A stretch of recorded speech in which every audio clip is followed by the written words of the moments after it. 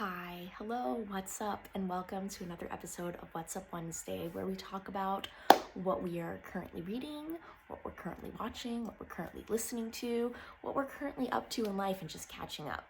So let's start with what we are currently reading. I am currently in the middle of The Summer I Turned Pretty. This is a 276-page book that has taken me now, let's see, I started it Friday. Friday. Saturday, Sunday, Monday, Tuesday. 5 days. And I'm only halfway through. Yeah.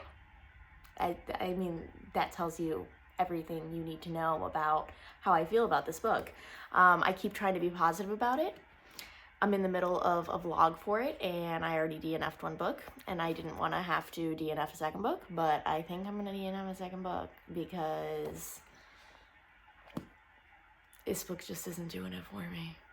This is about Belly, who escapes to Cousins Beach, and she goes there every summer, and her mom and her best friend and her sons all stay at the same beach house.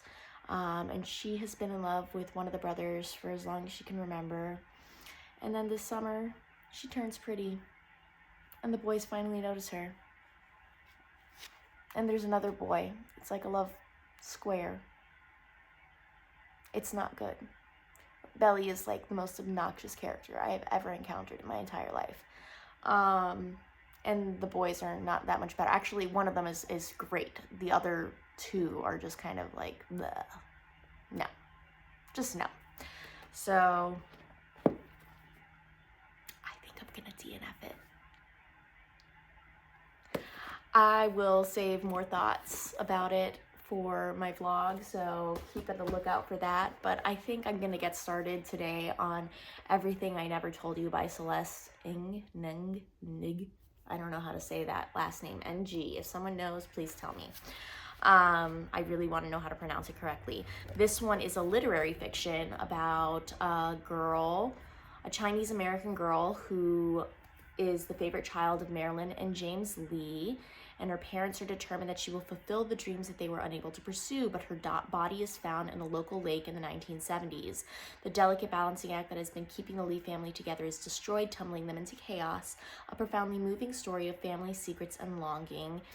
It is a gripping page-turner and a sensitive family portrait uncovering the ways in which mothers and daughters, fathers and sons, and husbands and wives struggle all their lives to understand one another. This sounds much more up my alley, and I think I'm going to get started on this one today. So that is kind of what is up with my reading journey right now. Oh, I'm also reading on my Kindle. I'm reading The Girl Who Fell Under the Sea, which is another YA book, but it's fantasy. I am liking it, but there's things that are also making me not like it. I haven't picked it up in probably 2 days, but I'm not sure if that's more that I'm just so exhausted that I fall asleep in bed before picking up my Kindle, or if it's because I don't really love it. I have a feeling it's the falling asleep part, because I've just been so tired. So I haven't really picked it up much, but I was enjoying aspects of it. And then in between that, when I found myself not being able to sleep, I picked up, what is it called? It's called ADHD 2.0, which is by the same authors who did Driven to Distraction. See my video about nonfiction books I recommend. I recommended it in there. And I think I also recommended it in my, one of my tag videos. I'll post it over here and in the description below. But yeah, Driven to Distraction was one of my favorite books about ADHD. And this one is a really short one. And I figured I'd pick it up. It's a new and improved thing about ADHD. I have ADHD and bipolar disorder. So it's always good to know about what's going on in your own brain and how you can monopolize it. Is that the word I'm looking for? I don't know, we're gonna go with it, monopolize it. How you can capitalize, there we go, capitalize on the things that make you who you are. So that is what I am reading on my Kindle and physically. And what I am listening to, I currently started listening to the Latin Summer 2024 mix on Spotify. It is fantastic. There's a good mix of like bachata and Bad Bunny, and it's really good. I'm enjoying it. It's a lot of fun. I just want to roll down my windows and blast my music, but I have a toddler, so I can't do that anymore. Um, so that is what I'm listening to. I don't have an audiobook going right now. I'm taking a break from audiobooks right now, unless there's one that I absolutely have to read or need or want to read or something like that. I'm just not gonna do it right now. It's just not, they're just not my thing. And what I am watching, I finished watching Bridgerton. Yay! And I loved it. I mean, I don't know that it was my favorite season, but I think that the next 4 episodes could make it my favorite season because I really enjoyed the first 4. I really hate that they're splitting up the Netflix seasons lately. That's like, okay, then just give us 1 episode at a time if you're gonna do that and make it like pastime television. We don't ask for that. We pay, what is it, like $20-something a month? So that way you can give us all of our episodes at once and we can binge watch. What's wrong with you people? Like, come on now. Anyway, rant over. Finished watching Bridgerton, and now I'm looking for the next show. Maybe, I don't know, maybe I should read my book. Maybe this one will suck me in so much that I won't want to watch anything. So we'll see. And what I am up to, we have been just busy play dating it up. Like, we just have done lots of play dates with friends, and I am soaking in all of that loving friendship feeling because it really fills my cup.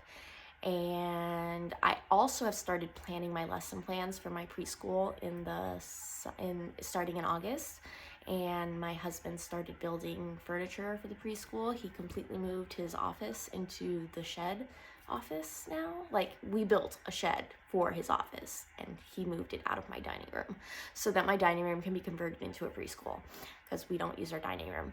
Who does anymore? We're millennials. Who uses their dining room? Anywho, yeah, so I am planning lessons for my preschool, getting a shopping cart put together so that way when I am not absolutely broke because I spent way too much money on books, that I can purchase those things for the preschool. And yeah, that's where we're at. I'm planning for the preschool and hanging out with friends and just enjoying the summer. My son does have surgery coming up. He is getting a feeding tube, so that is kind of a big deal.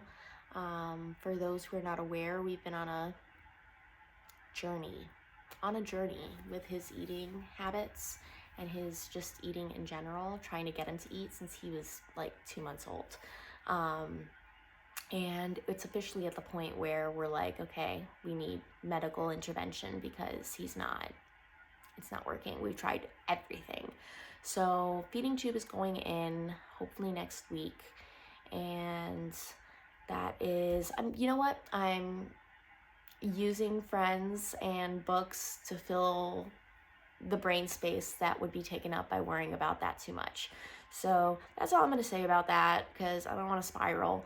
But yeah, that is what's going on. If you've made it this far in the video, please leave a comment saying what you are reading, watching, and listening to. Yeah, and I will see you in the next video. Bye.